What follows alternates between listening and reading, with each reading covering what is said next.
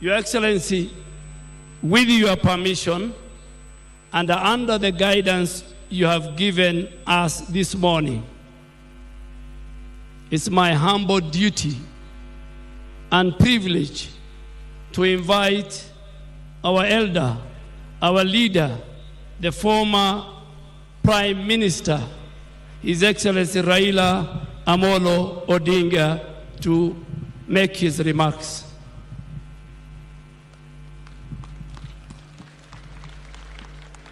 Thank you, Your Excellency William Samoei Ruto, the President and also Commander-in-Chief of the Armed Forces of the Republic of Kenya.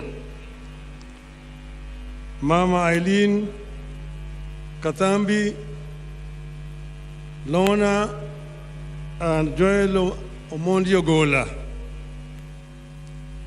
All protocols observed, distinguished guests, ladies and gentlemen, we have come on a very tragic occasion to say farewell to one of the most illustrious sons of this country. We are paying farewell to a four-star general who was died not in the field of combat, but through a tragic aircraft accident. General Ogola, as has already been said by those who have spoken before, exemplified what you can call a true nationalist. By his own conduct, he showed that he loved his country and he was prepared to serve and die on behalf of his country. We take comfort in listening to his son talk about him. And when I saw Joel talk there, I said, this is a case of the general is dead. Long live the general. He has shown how simple his father was, and I know him because he's a personal friend.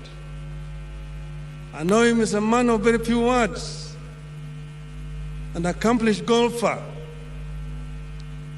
but a man also who knows his responsibilities to the society. He has served, he has mentored, he has taught very many of the young Kenyans. He believed truly in the Kenyan dream, which is coined in our national anthem. God bless this land of ours. Justice be our shield and defender. May we dwell in unity, peace and liberty. Plenty be found within our borders. Justice can only be a shield and defender if there is democracy. Then may we live in unity and love each other. No discrimination on the basis of gender, ethnicity, race, or religion. Unite all the Kenyan people, all the 46 tribes of Kenya. Give them equal opportunity in terms of education, in terms of employment. Don't discriminate against your fellow Kenyan because he does not come from your tribe. And that is what Ogola believed in. And that is what he showed. And that is how he even worked wherever he worked. It is, Your Excellency, tragic that we are sending today. But he has also shown, just as in life, in death, he also said he wants a simple burial and be buried as quickly as possible. This is in line with the traditions of our own African people. Commercializing burials today is not African, it's un-African. People used to be buried either the same day or the following day when they died. burial funeral was not an enterprise as what it has come today. So he said he wanted to be buried the way it is, without a coffin, soil back to the soil. A great Kenyan patriot. So, Your Excellency, I want to conclude by saying that because of the manner in which Ogola died, a lot of rumors are flying around all over. We want these rumors to be put to rest. And this can only happen if there's a thorough investigation to tell us the cause of the death, how that plane came down. But also, Your Excellency, this is also time to take a relook at our equipment and our military. Because you have seen a number of these accidents over the last 5 to 10 years. There's been so many of these crashes. We want to put this to an end so that we can save lives of our people. Finally, as we lay Ogola tomorrow to rest, I want us to remove the stigma, Your Excellency. Because I knew this man very well. General Ogola would never have contemplated or thought about going to Bomas of Kenya to force Mr. Chebukati to alter the results of last general elections. So we want this to be removed as we lay him to rest. Rest in peace, our brother and my uncle, General Ogola. Thank you.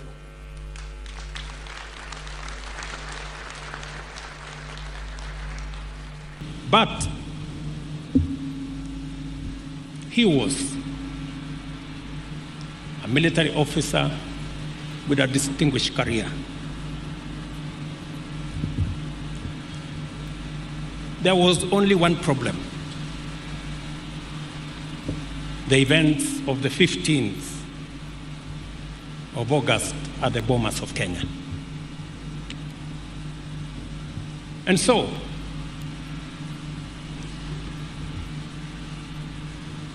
I asked General Ogola for a meeting.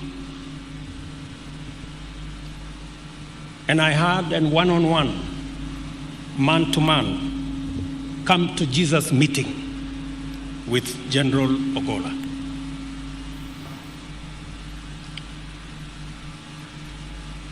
And when we concluded that meeting, General Ogola told me the following: Mr. President, I have no defense. I will not try to defend myself. It was wrong what happened. And you have 3 choices. Either send me to court-martial, or have me retired, or forgive me.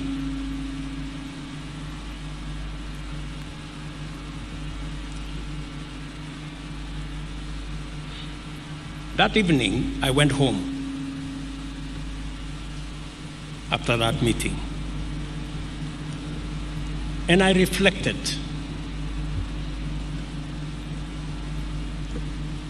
on what General Ogola had told me.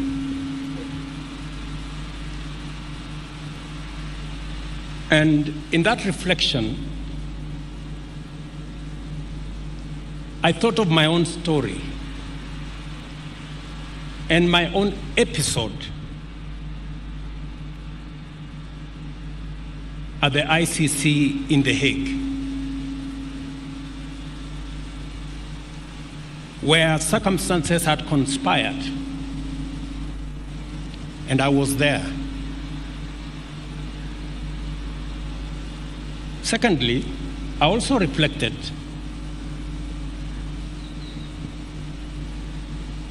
on the brief that I had been given when I came into office as president. And I had been told there are 4 sensitive positions: that of the IG of the police,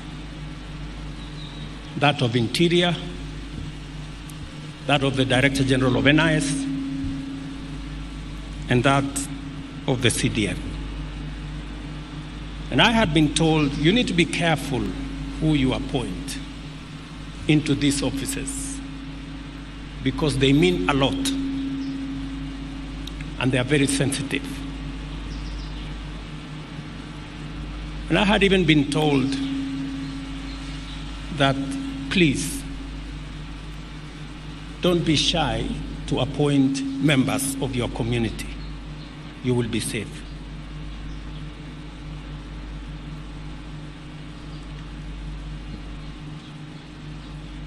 I had made a conscious, deliberate decision that we were going to take a different trajectory as a country,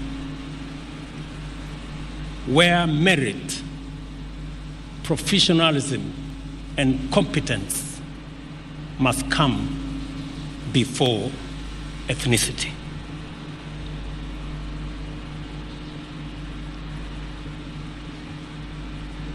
And I made up my mind that General Ogola deserved to be the Chief of Defense Forces of the Republic of Kenya.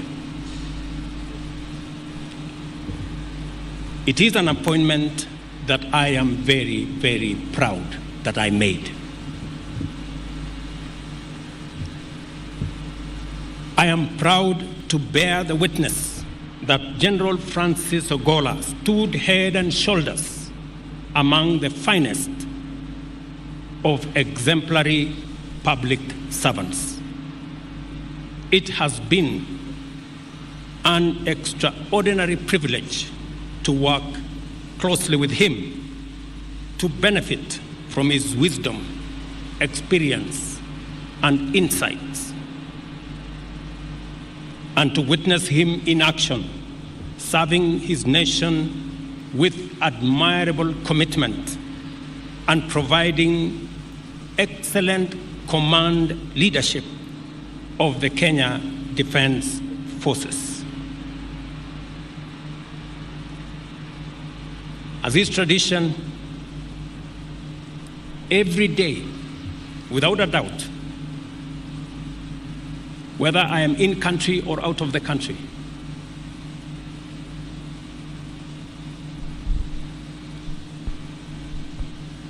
it is necessary, it is the case that I have to get a report from CDF. And so it happened. Every day, either we talked physically, by phone, by WhatsApp, and I can confirm that General Ogola was the best that we could get. I am also aware that off duty, General Ogola was involved in various services for the benefit of community, including youth motivation and guidance, and his extensive work as a Christian. Last year, on December 9th, 2023, General Ogola gifted me a framed photograph. On one side was a Bible verse from the book of Isaiah, chapter 41, verses 10, presented in beautiful calligraphy that read, and I quote, "Fear thou not, for I am with thee. Be not dismayed, for I am thy God. I will strengthen thee, I will help thee, I will uphold thee with the right hand of my righteousness," end of quote. On the other side of the photo was a map of Kenya,